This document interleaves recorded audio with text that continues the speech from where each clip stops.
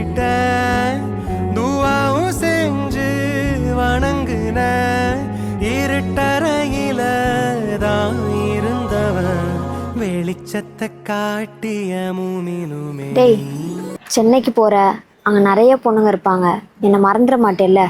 ஏய், எனக்கு என்னைக்குமே நீ மட்டும்தான். நம்ம இங்க இருக்கும்போது என்னதான் சண்டை போட்டாலும் ஒன்று நான் வந்து பேசுவேன், இல்லை நீ வந்து பேசுருவ. இப்போ என்னை விட்டு அவ்வளோ தூரம் போற, எப்பட்றா? ஏய், 1 வீக் தானே, போயிட்டு உடனே வந்துடுவேண்டி, ஃபீல் பண்ணாத. ஓமா என்னோ போல